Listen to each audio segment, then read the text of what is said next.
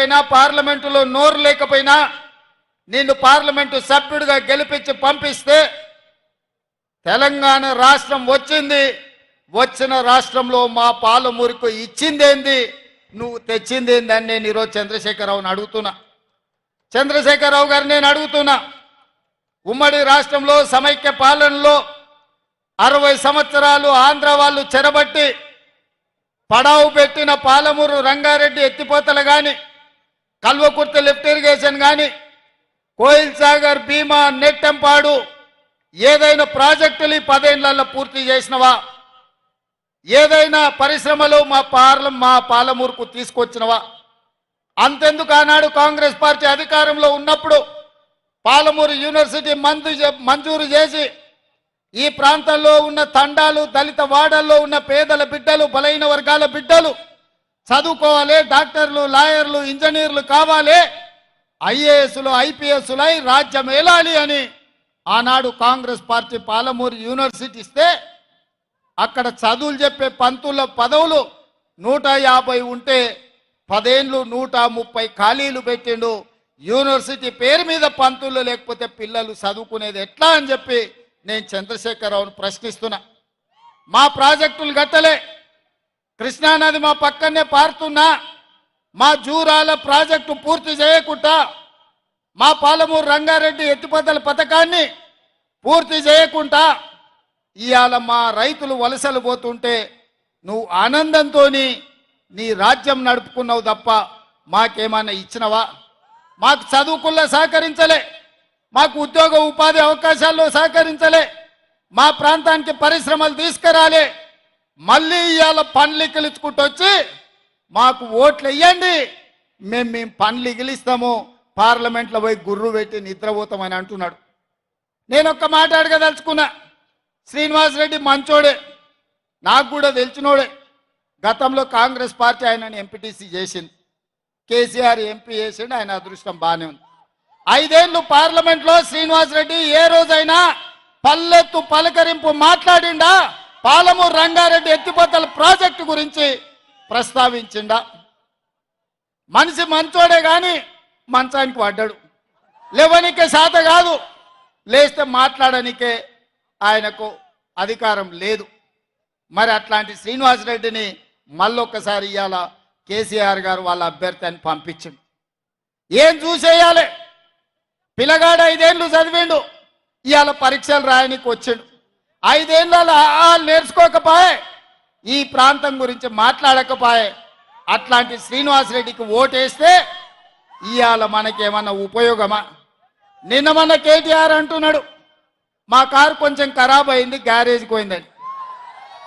అరే పిల్లగా, నీ కారు ఖరాబు కాలే, నీ కారు ఇంజను అనుము చెడ్డది, ఇంకా మళ్ళా రాదు, తూకానికి అమ్ముడే,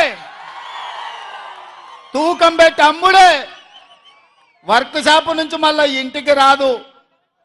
ఇనుప సామాన్లోనికి తూకం పెట్టి అమ్ముడే నీ కారు. నీ అయ్యనడుగు కావాలంటే ఇంటికి పోయి. నీ కారే కాదు, నీ అయ్య ఆరోగ్యం కూడా అనుంచెడ్డది. ఎందుకంటే 7 తారీఖు నాడు ప్రమాణ స్వీకారం ఉంటే ఆయననే నీ అయ్య బోర్ల పడ్డాడు, బొక్కలు ఇరిగిన ఇయ్యాలటికి నడవలేకపోతుంది. మొన్న జరిగిన ఎన్నికల్లో ప్రజలు కారును బండకేసి కొట్టిండ్రు, 100 మీటర్ల గోతి తీసి పాతి పెట్టిర్రు. ఇంకా కూడా ఆయన పొంకనాలు కొడుతున్నాడు. నిన్నటికి నిన్న మాట్లాడుతుండు. ఈ పొంకనాలు ఆయన ఏం మాట్లాడిండు? ఆయన పిట్టల ద్వారా నాతో 20 మంది ఎమ్మెల్యేలు టచ్లో ఉండ్రు, సిట్కే కొడుతూ వస్తారని. సిట్కే కాదు, మిద్దెక్కి డప్పు కొట్టు బిడ్డ, నీ దగ్గర ఉన్నోళ్ళు కూడా ఎవడన్నా ఉంటాడేమో చూద్దాం.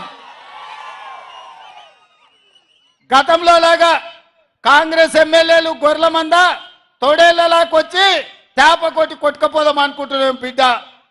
ఈడ కాపలా ఉన్నది రేవంత్ రెడ్డి, నువ్వు ప్రయత్నం చేసి చూడు.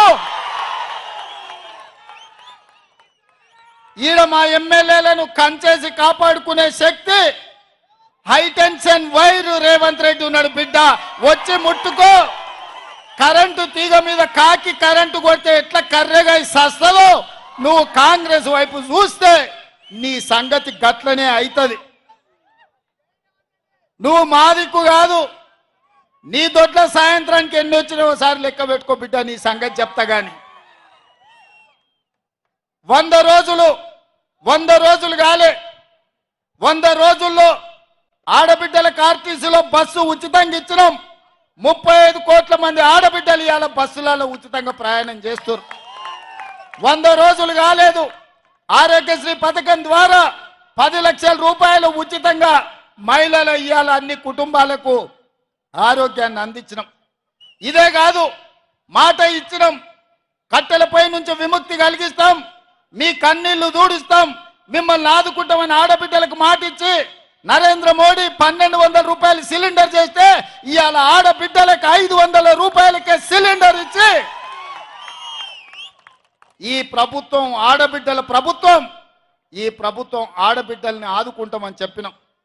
స్వయం సహాయక సంఘాల గ్రూపులను 10 ఏళ్లు నిండా ముంచి ఆడబిడ్డల ఆత్మగౌరవం దెబ్బతీస్తే వందలాది కోట్ల రూపాయలు స్వయం సహాయక సంఘాలకు అందించి పరేడ్ గ్రౌండ్లో 1,00,000 మంది ఆడబిడ్డలతో కదము దొక్కి ఆడబిడ్డలతో ఆదుకున్న ప్రభుత్వం మా ప్రభుత్వం.